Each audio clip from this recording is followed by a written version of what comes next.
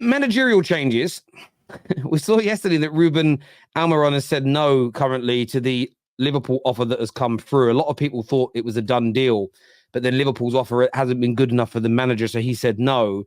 It has now come to light today, LB, that Gary O'Neill has been interviewed for the Liverpool job. He used to be a coach at Liverpool, which I think a few people that don't support them were a little bit shocked that maybe they didn't know that. But Gary O'Neill to Liverpool is on, and interviews are underway. Yeah, I actually called this the other day on when I was speaking about it. I think he's a good manager. He is, you know. I mean, what he done at Bournemouth was very underrated. I thought he got unfairly fired. I know Ariola's doing a decent job now, but he done a good job there. Fantastic job at Wolves. I love watching Wolves, the way they play. They play some mega football. You know, they got some top players there as well. He's a good manager. The question is he a big enough name? Is he a big enough name? Will he command the respect? I mean, this job at Liverpool after Klopp, man. I mean, these players adore him. I don't know if you guys seen the Trent Alexander-Arnold interview that he done with Neville, and he said like it's going to be weird, like he doesn't because I don't he's never worked under a manager other than Klopp for Liverpool. So it's going to be difficult, man. I like Gary Neville, but it's brave. It's a brave call, Gary O'Neill. Sorry, I think it's a brave call, man, because he's not had this big job. But I don't know. I just don't know where Liverpool go for me, Terry. I don't know, man. I'm looking at Liverpool now and I'm thinking, is Salah going to leave? If Salah leaves, Klopp leaves. Do you know what I mean? Trent's only got 18 months on a contract. Oh, but he's a Scouser. He'll never leave. Right, okay, yeah, because we've seen that before. You know what I mean? Like, you know, I just think Liverpool are in a dodgy position. And before any Liverpool fans get rattled, I'm aware that when Pep leaves, it'll be the same for my club as well. You know, I think not getting Alonso has screwed them over big time. Because I just don't know where you go from here. And then I listened to Hussam, and Hussam was saying, go and get Mourinho. And we were just speaking about, yeah. So he said, go get Mourinho. You know, we were speaking about win now managers. Now, obviously, I know Mourinho's probably fallen down the Terry. Oh, let me put a case. Let me put a case forward. You've got Salah in there. You got Van Dijk. You got Alisson. You got Trent. You got the likes of Jota, McAllister. You have a very good team there at Liverpool. Now, some of these players potentially, I'm just throwing out there, potentially might go. Klopp's leaving. If we're getting Gary O'Neill, you think Salah's staying around for Gary O'Neill? If the Saudis are offering this guy £1 million a week tax free, you think he's going to stay around for Gary O'Neill? I'm just going to throw it out there. I'd probably say he probably won't. However, if the club say to Salah, give us 1 more year with Jose Mourinho, we're going to bring him in, and the aim is to win as much as we possibly can in this 1 year, then go to Saudi. Like, we're giving it everything. We're going to give him 150, 200 million. Yeah, we'll buy more players. We've already got Alisson, we've got Van Dijk, we've got Trent, we've got McAllister, we've got Salah. We're going to give him 200 million. Give us 1 more year, and Mourinho's a winner, and we'll go and win some. We'll go win the Prem. We'll go win the Champions League or something. Then maybe they'll stay. And that buys them another year, Terry. It buys them an extra year, or maybe 2 years, if he stays 2 years, to see what the likes of De Zerbi do. Because at the moment, I'm not taking De Zerbi at my club yet, because it's too early. We give him another year at Brighton. Maybe he does something special at Brighton next season. And all of a sudden you're thinking, oh, you know, actually, he might be that guy. But if you don't get Mourinho, who are you going to get? Who are you going to get? This is literally like, there's no one out there for me that is. So what's the point in getting a Gary O'Neill? Why would Gary O'Neill be a manager than getting Mourinho? I know he's not everyone's cup of tea. And I know he doesn't really fit the Liverpool mold and philosophy. But they've got a team capable of winning the Champions League, capable of winning the Premier League. So why would you not get him? Why would you get Gary O'Neill? Oh, for the project. I just think, go and get him for a year or two. What's the worst that could happen? Famous words, isn't it? But like, what's the worst that could happen, man? For me, I don't think Mourinho would be wanted by Liverpool fans. But I also agree with you, LB, that it's the option that says, I win things now. And Liverpool are a club that need to win things now. They don't need another project just because Klopp's going. They've got a team there that's like, at the moment, 2 points off the top. So you're telling me they've got to start again because Klopp's now gone? Not in my opinion. Now, some would say they wouldn't be 2 points off the top if it wasn't for Klopp. And maybe I would agree with that because he is phenomenal, right? But at the same time, Hansi Flick or Jose Mourinho and the list of names that I've seen, apart from Conte, who's like 66-1 or something, are the only ones in the last 3-4 years that can actually hold their heads up high and say, do you know what? In the last decade, let's say, we've actually won stuff. Gary O'Neill hasn't, Ruben Amorim is not a guy that's going to be guaranteed to go and win stuff for Liverpool, and it doesn't look like he's going now.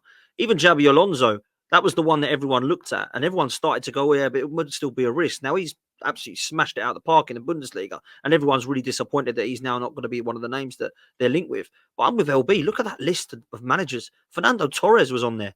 I mean, that's how bad it's got out there. The talent out there is shockingly bad. That's how poor it is, man. I saw the list and I thought, whoa, Fernando Torres is actually one. It must go get Gerrard back. Like, it is that bad, man. So for me, I know Arne Slot is a mention. That, again, is going to be a huge risk. At Feyenoord, we saw what Ten Hag did with Ajax. He's come over and not done anything. Arne Slot has got a lovely way of playing, but so did Ten Hag at Ajax. That didn't work out for United. So for me, Liverpool, they need to, I think out of the list of people, I think Hansi Flick is the one that I would want as a Liverpool fan, because he has gone and done stuff and won stuff with a Bayern Munich side that was ready to win stuff. And this Liverpool side should be ready to win stuff. Now, if it loses half of its squad, you can argue that it might not be. If Salah goes to Saudi Arabia, if Van Dijk's done, if Trent decides, you know what, I want to be with Klopp and I'm going to go and, you know, do the dream at Real Madrid, all that stuff gets gutted away. I've got a different story, right? But I don't know that that's all going to happen. So for me, I'm with LB. I think it needs to be a win now manager. You don't need a project at Liverpool. The project's there. It's in front of you. All of the players are ready.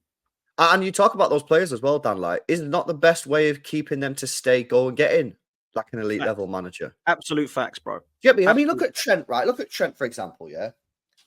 We get told all the time he's the best right back in the league. Yeah, some Liverpool fans says he's the best right back of the Premier League all time, which I think is a bit of a madness considering he's still pretty young. He's got 18 months left of his contract. If he's as good as people say he is, which, you know, I go with, I think he's a very good player, he's going to have the best teams in the world looking to sign him. If Liverpool go and get a Gary O'Neill, and Real Madrid get on the phone to his agent and says, come Real Madrid in 18 months on a free transfer. We'll put him on the top wages, living in Madrid. He'll be there with you, Bellingham. You know what I mean? Like, you've got to try and entice these players to stay. You know, the Van Dijks, the Salahs. And for me, getting a Gary O'Neill in, as much as I think he's a fantastic manager, I don't think he's got that pull. And I think that's part of the problem that Liverpool need to do. They need to get a manager in that's going to be able to keep these players. Like Dan said, this team is not in a project. It's here. It's ready to win stuff. They're 2 points off the top of the table or whatever it is. They're ready to win stuff now. Don't go and throw it all the way about believing that you've now got to go down this process. If you do that, you just destroy. I'm sorry as well. This journey stuff and process and project stuff is actually quite annoying, if I'm honest. This is everyone's dream. Everybody wants a once upon a time. Everyone wants a story. Why don't you just go and win something now? You've got a team there that does not need a process or a project or a plan or a journey. Yeah, I can't stand all this. Like, we're in a process and a project that's ending, and everyone's now looking at it going, go the Arsenal way. What have we won? We've got to win something before it's successful. You can't be guaranteed that when you're Liverpool do not need a project, Terry. I'm sorry. I get where you're cut. I think it's really interesting about the process and journey and project stuff, because every club is always in a process. Like City this summer will be in a process of moving out players that aren't performing, like Jack Grealish and Nunez, and bringing in players that will make them better. So it's an ongoing process, and I get that. And the buzzwords frustrate people. But I agree that the way some Liverpool fans are spinning this situation of we need a rebuild and a process, that is to build a safety net so they can turn around and say that it's okay not to win. It's an excuse for them. That Man United, at this moment in time, it's very different. We need a genuine rebuild because we are absolutely broken. And I know that some football fans have this approach of winning's all that matters. And I watched a film the other day that I haven't watched in years called We Are Marshall. Have you boys ever watched it? Nope. Matthew McConaughey, really good film. It's all about a college American football team, a big college in America in the late 60s, early 70s. Their whole 95% of their team and coaching staff died in an airplane crash, very similar to the Munich air disaster. And the movie's all about how they rebuilt the football program and everything. And there's a scene in it, and where the head coach, who's being played by Matthew McConaughey, speaks about there's not a coach in the world in any sport worth his salt that says who wouldn't agree with the statement that winning is all that matters. But he then goes on to say, I believe that until I came here. Now, look, the scenario there was very different as to why they were rebuilding their team.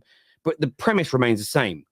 Winning is all that matters ultimately, but not every single club is in a position where they can just focus on the winning in that particular season. Man United are not.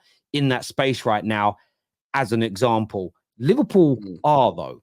And that for me is what I don't look at Gary O'Neill as a bad manager.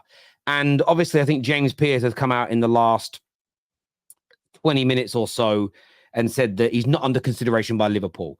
But listen, Liverpool fans turned on James Pearce recently, especially when Klopp's been calling him a liar in the press conferences. Suddenly, James Pearce will become the gospel to Liverpool fans because they don't want the Gary O'Neill story to be true. I believe it's a combination of the two. He's probably been interviewed, and Liverpool might now begin to, you know what, we've interviewed him. He's on the list, but we're going to look at other people first and foremost. They need better than Gary O'Neill, in my opinion. And that's not a dig at Gary O'Neill. I think he could become a very good manager, but it's not right for Liverpool. Do I think Jose is right? No. Jose will come in and he will destroy that dressing room within 2 years. He is just, in the last 2 or 3 big jobs he's had, within 2 years, he has destroyed that dressing room. And that, if I was a Liverpool fan, that would be my fear of him coming in. Is yes, year 1, he might make you win a Prem. But by end of year 2 or halfway through year 3, that man systematically falls out with everybody at his football club. I also don't think he's a winner at the elite level anymore. I think he's been past that for nearly a decade now. Okay, so let me come into that because that's fair. For me, I think this is about risk and reward, though, Terry. The risk is he comes in, yeah, he doesn't win anything. Because, by the way, if he does win the Premier League in the first year, yeah, I don't care. Liverpool fans shouldn't care if he ruins the dressing room the year after. They've just won a Prem. They won one in 9 years with Klopp. That's a fantastic achievement. The risk is he comes in, he doesn't win anything, and he just destroys the whole culture, and everything just gets destroyed. That is a fair shout, yeah, and that is the obvious risk. But the reward potentially is that he comes in and he actually does really well. Now, you say about what he's done in some of his previous jobs. He went to Manchester United and done a pretty good job. He went to Spurs, and I don't think the Spurs don't win anything. I'm not trying to beef Spurs here. Spurs don't win anything. Like that was not the right club. He went to Roma. Let me just come in quickly, LB, on that. I'll let you continue off. Let me just come on that Spurs thing because you're absolutely bang on. Mourinho and Conte did exactly what you said can't happen. They're win now managers without a win now squad. Sorry, carry on. Yeah, but he went to Roma, won their first trophy in 30 years, European Cup. So I think that, like, clearly, he's clearly not up to his old standards. Yeah, when he was back at Chelsea back in the day, I accept that. But the amount of managers in that sort of bracket is limited. You know what I mean? You're looking at Zidane, Mourinho, Simeone, Ancelotti. Well, a couple of those managers aren't going to go. I'm looking at who is available. Mourinho is available, and if you get Mourinho in, there is a good chance. There's a chance that he could come in, and there's a chance he could win the Prem. There's a chance he could win the Champions League. Of course, there is a chance that it'll all backfire. It will destroy the whole dressing room. But, like, what do you want to do? Do you want to go for that and have a chance of actually winning something? And we're talking the big trophies, or go and getting someone like a Gary O'Neill. For me, I just think it's worth the risk. Now, just quickly before I finish, if Klopp had won loads and loads and loads of stuff at Liverpool, like 3, 4, 5 Prems, a couple of Champions Leagues, maybe it wouldn't be worth throwing that culture away. He's only won 1 Prem and 1 Champions League and then the domestic cups in 9 years. This squad is ready for winning now. I do not think that they should turn their nose up at someone like Jose Mourinho to try and get someone like a Gary O'Neill just to keep the culture right. But it is a brave call. And like you say, there is a risk that you get him in and he just destroys it. And I guess that is what the board at Liverpool now are having conversations about.